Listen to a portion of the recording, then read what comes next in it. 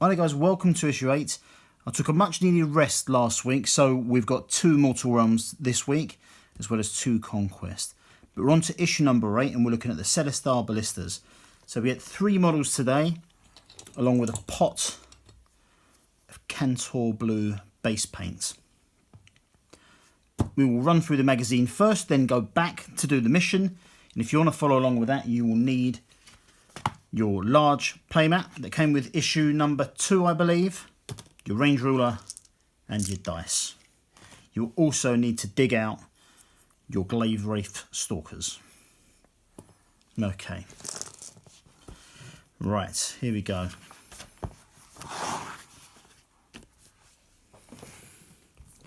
In this issue, get ready to defend your Stormkeep this issue, as your Cellar-star ballista has arrived.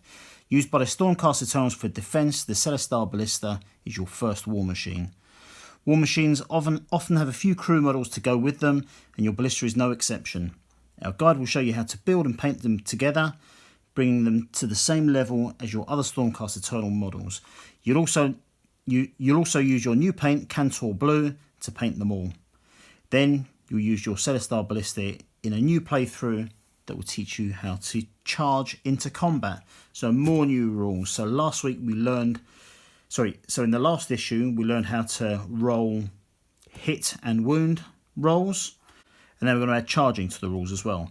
Okay, so in this issue, Cellar-star ballistas. Learn about Cellar-star ballistas, the mighty siege weapons that protect the glittering fortress of Azir. Then Shyish. Read about life in the realm of death, Shyish. Then we've got Besieged, battle number 2. During the night of the Glim's Forge, a liberator finds himself face to face with the Nighthaunt processions. Then how to build the Cellar-star ballista. I've already built that, ready for the battle. Then how to paint the Cellar-star ballista, including adding our new paint. And then we'll get our playthrough, Unleash the Artillery. Okay, so let's start with Cellar-star ballistas. Cellar-star ballistas cover the walls of every Stormkeep. They are potent artillery weapons with great range, a rapid rate of fire, and the ability to cut down dozens of enemies before they ever reach the walls or defences of the Stormcast Eternals defenders. Okay, so you can see a few from the images that some of these armies have got a few of these ready to go. So we've got our 2 models. Well, we've got 3 models today. So we've got the actual ballista itself. Let's give you a quick look at that. So it is very, very awesome. And then we've got 2 other models that go with it. We've got the loader. It looks like that. And then we've got the spotter. It's a female sculpt. It looks like that. Pretty cool. One of the Sacristan engineer crew loads the bolts into the Cellar-star ballista. Though the bolts are kept in cases, they wear heavy gauntlets. They wear heavy gauntlets to protect themselves from the heat and magical energy stored within each bolt. And then the spotter, the second Sacristan engineer, is responsible for aiming the Cellar-star ballista. They ensure that each valuable bolt hits its target with perfect accuracy. They carry advanced range finding equipment designed to assist them with this task.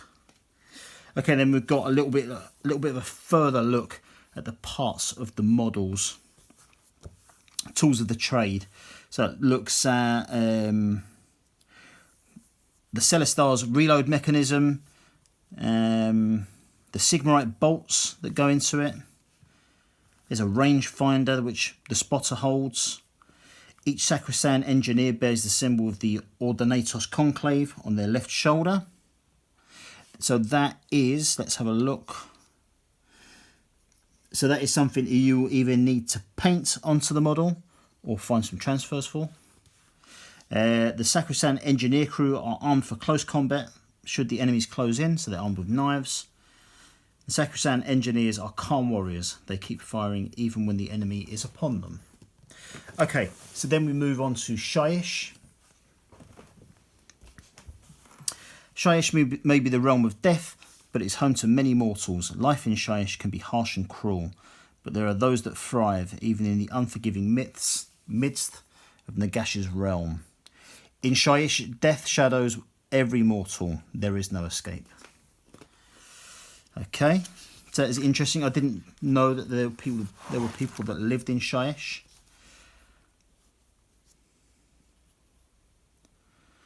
Shyish is a vast land with many different mortal civilizations. Nagash's shadow looms over the entire realm, and many of them wear grim totems of his honour and offer prayers in his name. Even the grand cities of his order, such as Lethis and Glimsforge, are gloomy places filled with tombs and ancient temples dedicated to long-dead gods. The mortal citizens of Shyish have a reputation for being quiet and downbeat, for to live in such a realm takes a great toll upon the spirit. Okay. Then we look at Besieged. This is another realms section, or battles number 2. Liberator Volarus raised his hammer to strike, swinging an overhead blow at a Chainrasp's leering skull. There was no satisfying impact. The creature's form merely disappeared in a cloud of soft blue light. To his left side, his Liberator Prime, Yana Sternhammer, had been hemmed in by a swarm of the undead. She fought valiantly, but hail of rusty blades scratched against her armour, whilst grasping claws reached for her heart. Okay, so this is another story like last week, like the last issue. So we learnt about being reforged, what happens after the Stormcast Eternal dies. And it went through the story of the death of one of the Stormcast Eternals and about his rebirth. And this is another kind of narrative story. If people like the narrative stories, let me know and I'll go through them in more depth in future issues. Okay, how to build our Cellar-star ballista, which is fine. It is very straightforward when I built them. In fact, there's just one page of assembly guide for all 3 models. Then how to paint the Cellar-star ballista. Now, so we're using all of our paints. So where we were as of last issue is that we're based in Corax White. We'd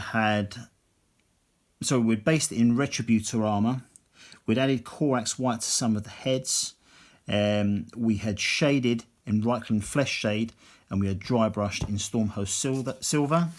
So this week takes us over that again, all of those points that we've done before, and then this week it adds in our Cantor Blue. Now, if you haven't seen the issue for number 7, because it's going out on the same day as this one, I'm starting up a Patreon in the next couple of weeks where I'll be taking everyone through all of the paint guides to give you a little bit more of information on that very quickly before we carry on. So we'll have a Patreon at a few different pledge levels. Basically, the gist of it is that anyone that pledges any money, those people will decide what happens with that money. So if there's anything you want to see, you'll be able to vote on what I do with that money. So it won't just be a case of paying me to do what I'm already doing, because that's not right. I want any of the money that is raised to be used by this little community that we've got here to decide what happens next, what goes on with that money. So anyway, moving on from that. So we have got our mission, which we'll look at in a minute, because I know that not everyone hangs around to watch the battles. So we'll quickly have a look to see what we've got coming up over the next 2 weeks. And that is next week we have, as we know from the previous issue, reinforcements. So we've got 3 more Sequitors and 2 new Castigators, who both look to be very similar sculpts. And then issue number 10, we have got the Tomb Banshee, along with corn red paint. So very good. So I look forward to both of those issues. So that's great.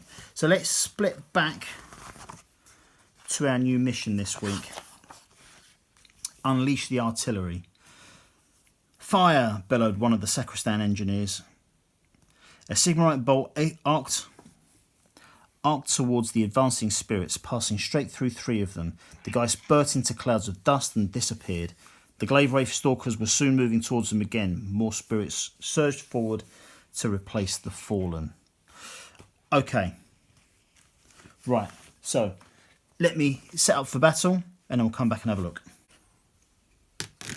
Right, so we will set up our teams as such. So Cellar-star Ballistas one side, Glaive Wraith Stalkers the other. So today we're learning about charging. which is something that we haven't done before. The Glaive Wraiths attack, and they have a movement of 6 inches. So what we'll do is we'll quickly move these up in that line 6 inches.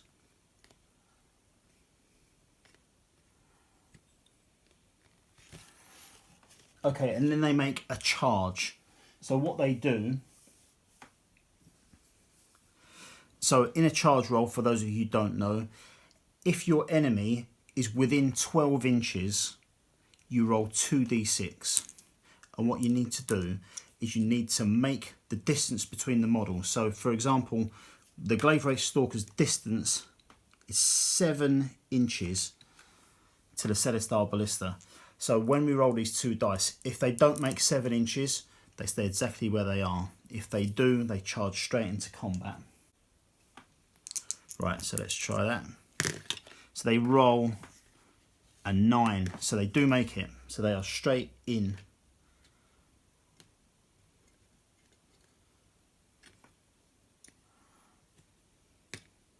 So there we go. And then it moves straight to combat. So for these guys, they roll 2 dice per model. So that's 8 dice in total. So they need to have at least 4 to hit. So how many of those? There's only 2 go through. And then they have to roll a 3 to wound. Okay, so both of those wounds go through. Now, how the Cellar-star ballista works differently from other models we've seen so far is the total unit, so the ballista itself and the 2 staff working it, they combined have 7 wounds. So I'll put a marker on here of 2 wounds, but that covers all models, so none of them leave until all 7 wounds have gone.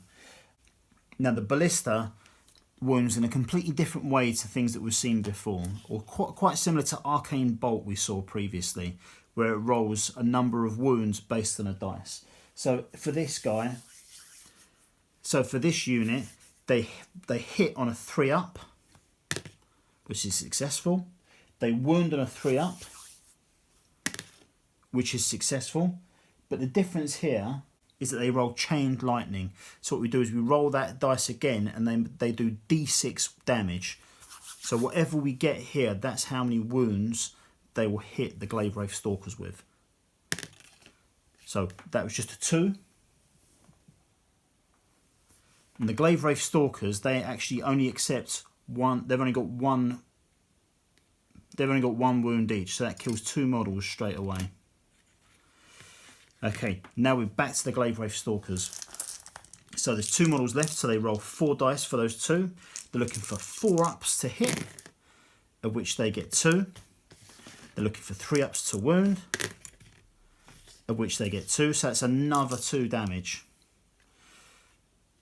So the ballista has got only 3 wounds left. Okay, back to the ballista. 3-up to hit, failed.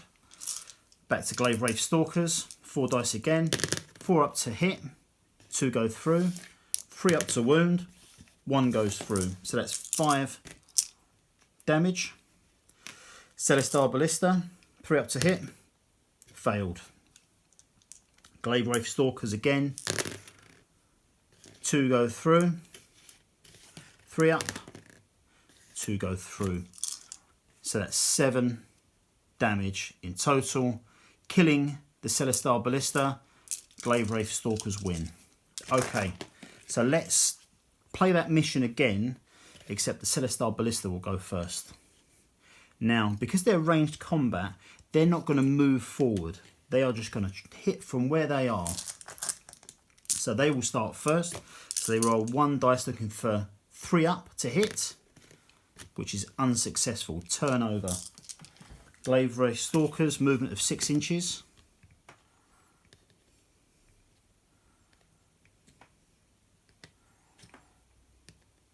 They'll make a charge roll, and again, that's 2d6. We know it's 7 inches, so they need to get 7 from this. And they do. They get to 9. So they move into combat.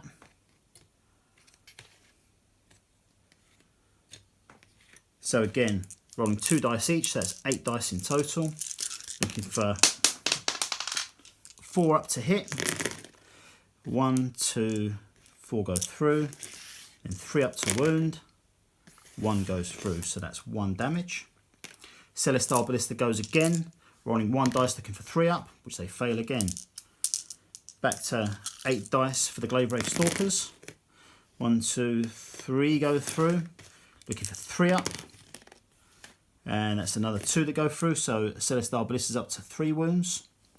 Okay, is the Cellar-star ballista going to get any luck at all? Right, looking for 3 up. No, nothing again. Okay, 8 rolls, looking for 4 up for the glaive wraith stalkers again. 3 go through.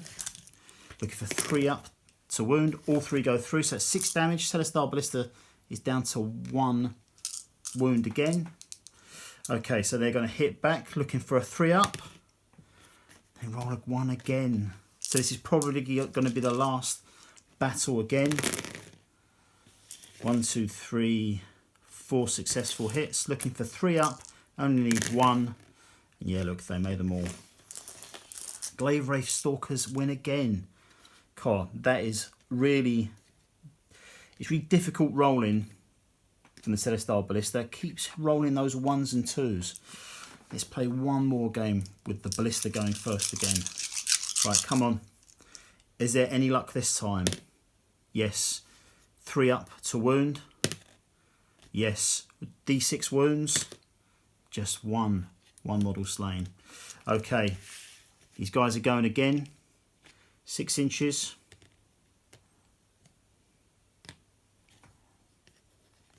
Okay, now they're charging with 2 dice looking for 7. They make it, so they're straight into combat. Okay, so that's 6 dice looking for 4 up.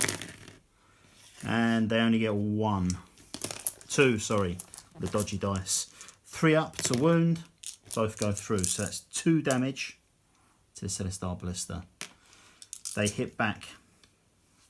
3 up. No, similar stuff here. Right, 6 dice for the glaive wraith. 1, 2 go through. 3 up, 1 goes through. So that's 3 wounds. Ballista hits back. 3 up. 3 up. Nope, failed. 6 dice again for the glaive wraith. Looking for 4 ups. Ooh, 4 go through. Could be all over now. 3 up to wound. 2 go through. That's 5 damage. I wonder if I'm going to keep playing this until the Cellar-star ballista wins. Okay, Cellar-star ballista hits back. They're looking for 3 up. And 3 up again. That's it. Now they're going to do D6 wounds. So that's 2 wounds. So that takes out 2 more of our stalkers. Right, how's our last guy going to get on? Got 2 dice looking for 4 up. Both go through. 3 up for them both. None go through. Cellar-star ballista 3 up. No. Glaive wraith stalker 4 up. 1 goes through. 3 up to hit. 1 more wound. Cellar-star ballista's down to 1. Right, ballista hits back. 3 up. No. Glaive wraith 4 up. Both go through. 3 up. Glaive wraith stalkers win again. I wonder how many times we'd have to play this to get a ballista win out of this. Let's have a look. Okay, ballista first. 3 up. 3 up again. D6 wounds. Whoa, 3 wounds. So 3 stalkers down already. Stalkers go again. Movement of 6. Charge, need a 7, which they fail. So when you fail your charge, you don't move the number of inches designated by the dice. You stay exactly where you are. So ballista hits back, looking for a 3 up, fails. Now, he doesn't need to charge now. He can just move straight into combat because they are within 6 inches. He rolls 2 dice in attack. Looking for 4 ups. 1 goes through, looking for 3 up. Failed. Ballista hits back, 3 up.